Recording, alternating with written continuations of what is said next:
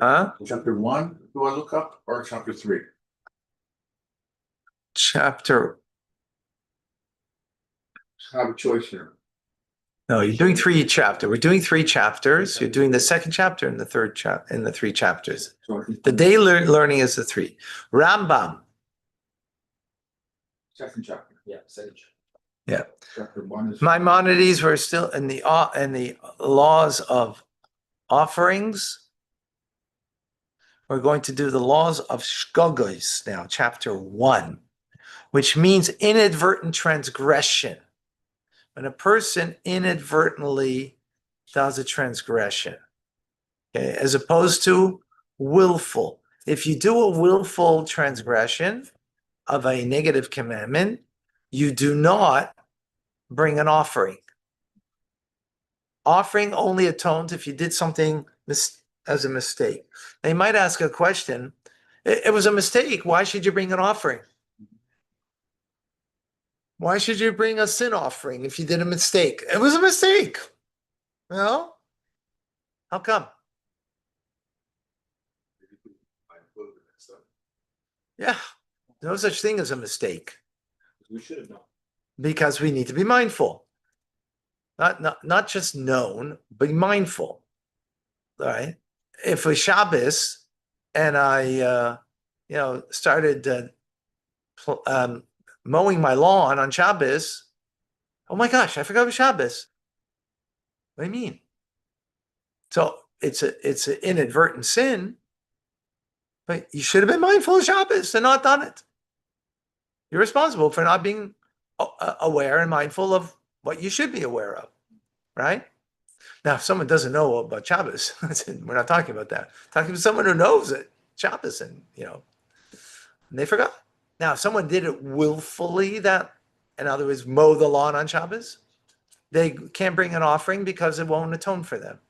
Only if it's a mistake that a person made.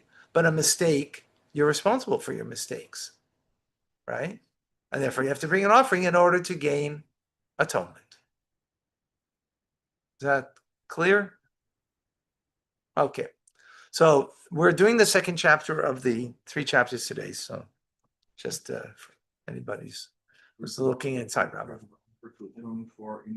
So Shkagos, chapter 1. Right, the laws of sacrifice offered to atone for inadvertent transgressions.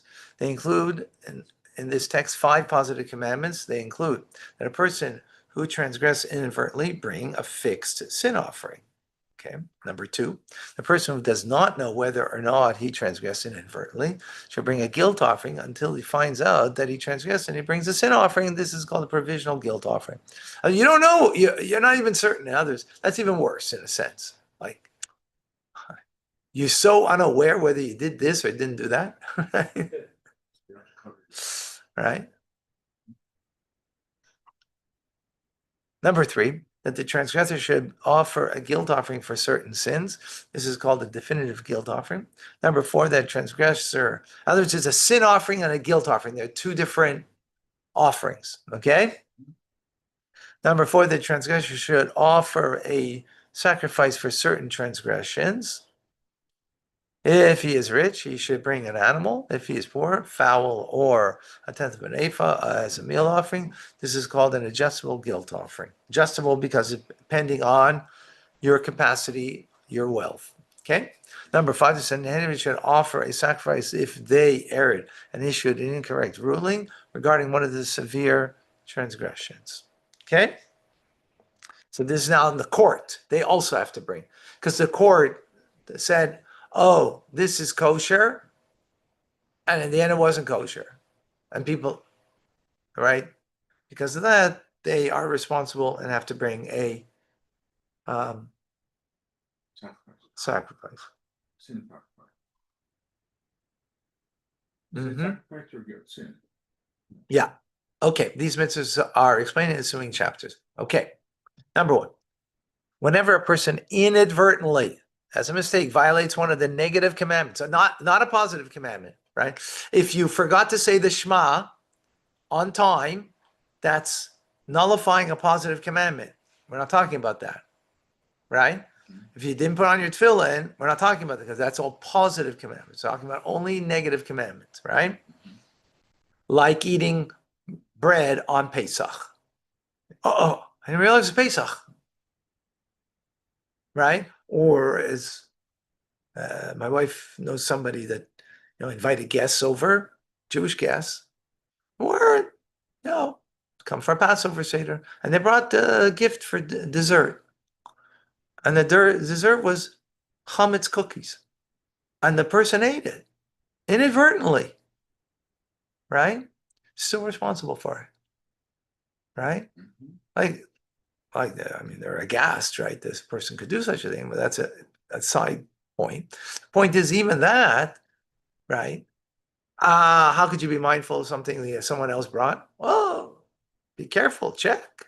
Just because someone brought something to you doesn't mean that it's okay, right? We're responsible in the end. If someone accidentally gave you, food that was poisonous, right? It was left out, fish that has salmonella, and because of that, you got food poisoning. In the end, who's responsible? You're responsible for yourself. So that's called inadvertent, right? And now we're talking about only that it has to involve a deed, right? In other words, if you did nothing and did a negative and transgress a negative commandment, we're not talking about that. And it's liable for kares, meaning being cut off from heaven by the court of heaven, right? Meaning premature death, like eating bread on Pesach. Okay? Then he's obligated to bring a sin offering. It is a positive commandment for him to offer sin offering for his inadvertent transgression. So not only do you have to bring it, but it's a commandment that you have to bring it, right? Positive commandment. For all transgression, which one is liable for kares, for their willful violation, one is liable to bring a sin offering for their inadvertent violation, except for 3 transgressions.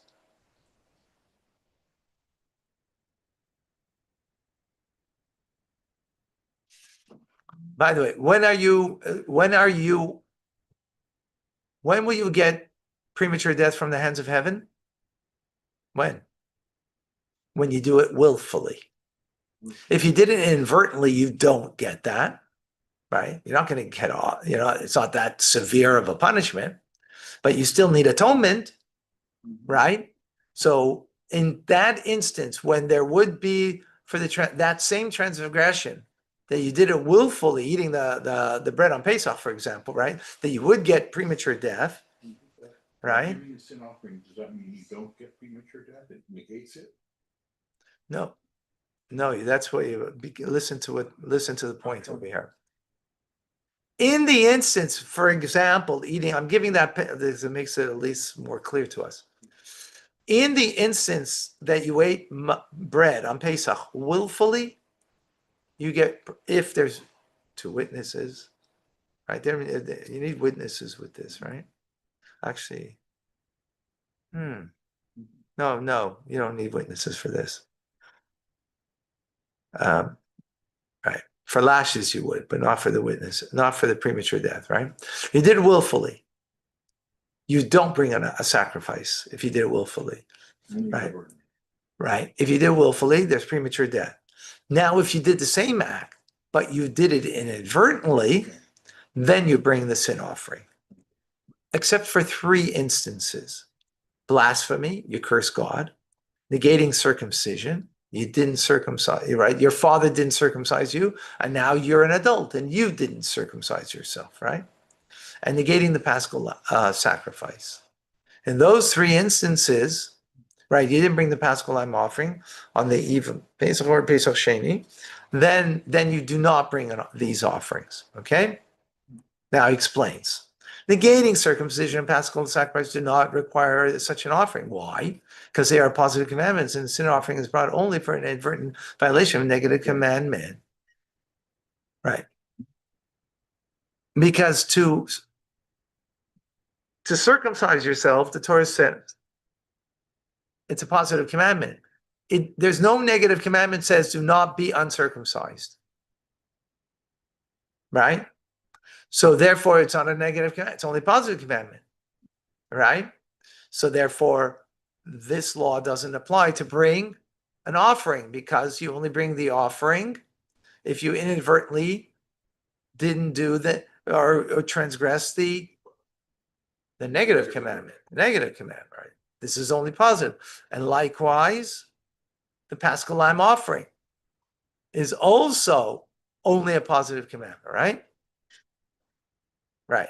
As the verse says, the offering should be brought violating one of the commandments of God that forbids an act to be performed, right? So there's two stipulations in the negative commandment.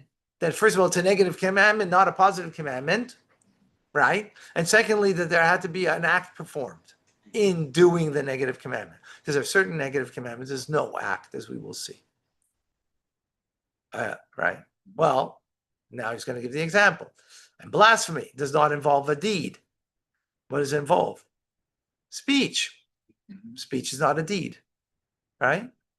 Thus, the sacrifice is not necessary because it speaks about the sacrifice being brought, one who acts inadvertently, right? He acts inadvertently. He didn't speak inadvertently, okay? Excluding a blasphemer who does not perform an action. Accordingly, one who accepts a false deity as a god, even though he is liable for kares, if he acts willfully, right? If he did it willfully, right? And is liable for execution by stoning, if there were two witnesses, right?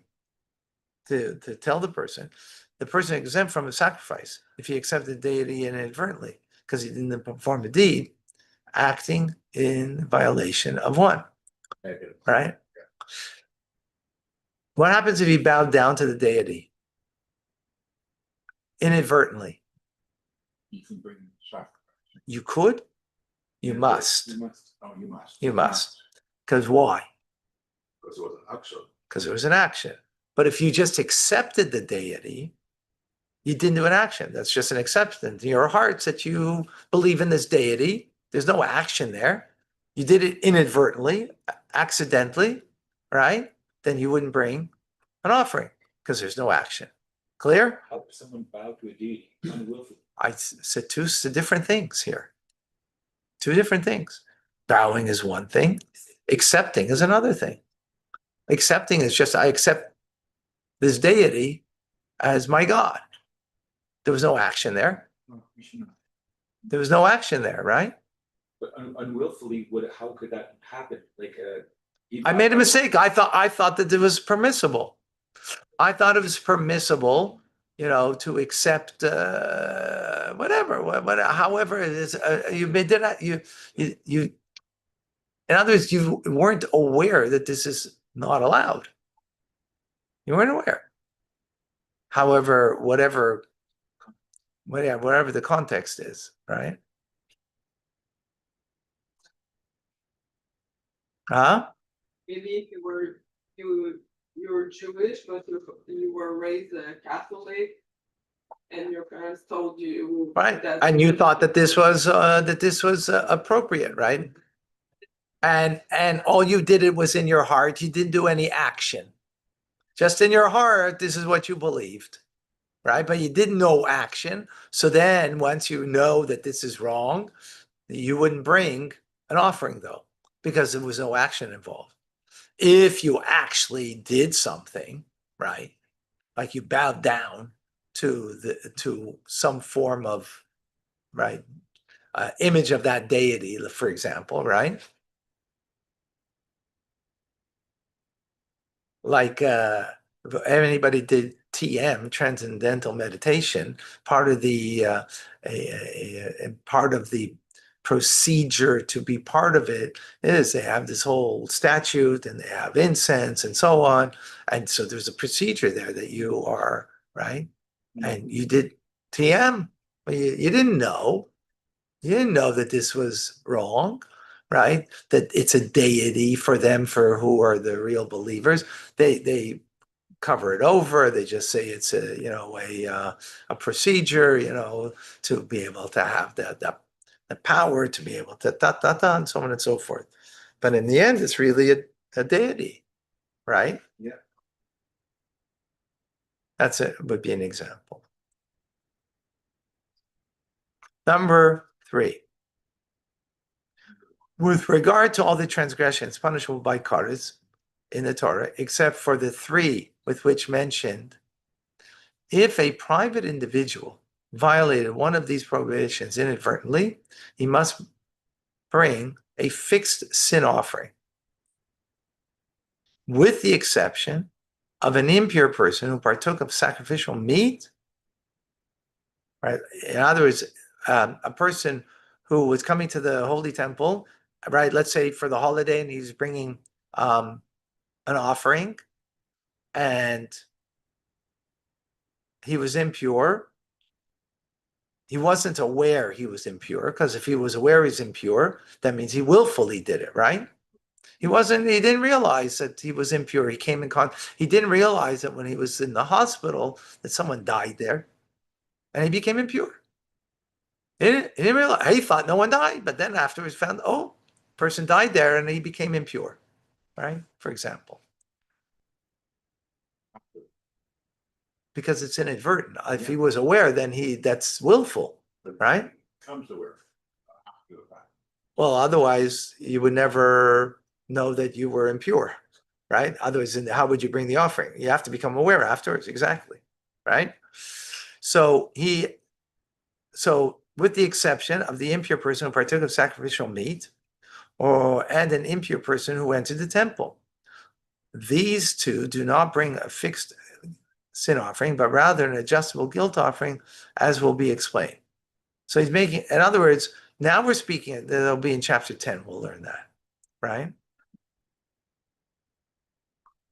Let's say he does a prohibited action and he only understands that it's prohibited 3 months later. That's what we're talking about. That's what we're talking about. Because if you never did, why would you bring an offering?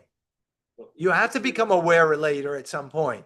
Yeah. Otherwise, you wouldn't bring if you were never aware that you did something wrong, then you're never going to bring an offering to bring an atonement. Of course, you have to become aware. Yeah, that's what David was saying before.